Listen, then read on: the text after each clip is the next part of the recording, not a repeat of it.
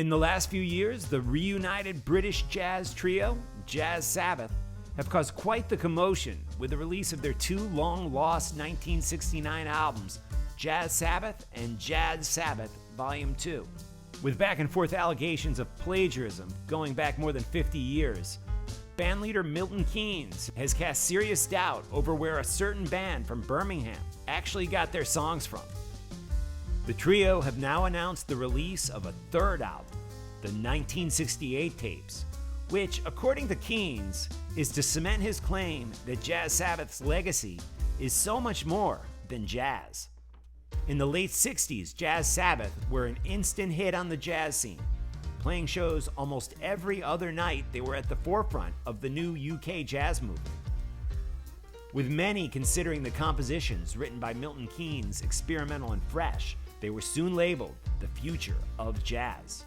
It wasn't long until the record labels noticed and wanted in on the action. Milton was approached by Bernard Lavender from Rusty Bedspring Records, offering him a record deal. In 1969, they recorded two albums for Rusty Bedsprings Records. Both were to be released in 1970, but then disaster struck.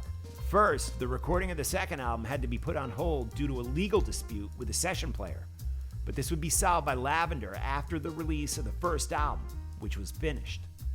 Then, with just days before the release of their first album, Milton suffered a heart attack. He was hospitalized for months. With Milton in the hospital, fighting for his life, the record label decided to postpone the release. When Milton was finally released from the hospital in September of 1970, he found out that a band from Birmingham had released two albums containing so-called metal versions of his songs. Milton had tried to contact the record label, only to find out it didn't exist anymore, and that Bernard Lavender was now in jail. All recalled Jazz Sabbath albums had been destroyed in a warehouse fire in June of 1970. This turned out to be a case of insurance fraud by Lavender. Without the albums and master tapes, Milton couldn't prove that he actually wrote those songs.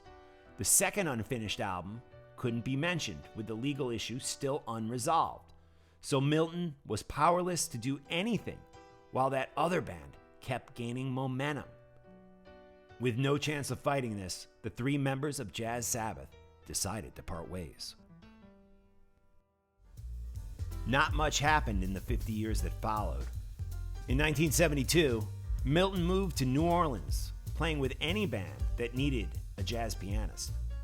In 1974, Adam Wakeman was born. Not sure what that has to do with anything. In 1981, Milton moved back to the UK. In 1985, Jazz Sabbath did make a failed comeback attempt. Milton doesn't like to talk about this. In 1991, Milton gave an interview for Late Night Jazz on Channel 4.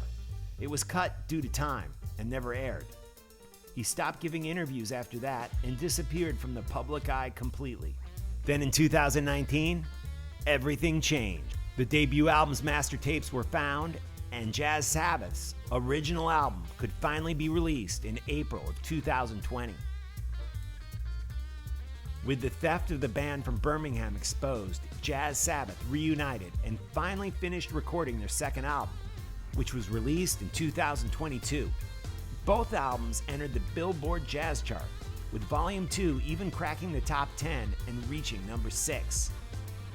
It seemed that Milton finally got a chance to break the 50-year cycle of misfortune. However, according to that unaired 1991 interview, turns out there was a third album, which was recorded in 1968.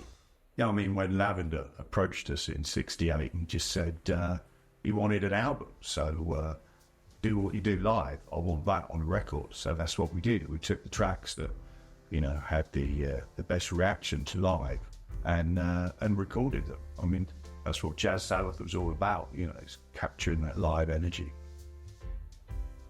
He had the studio, and we went there for a couple of weeks, and we worked day and night. We put our souls into that recording.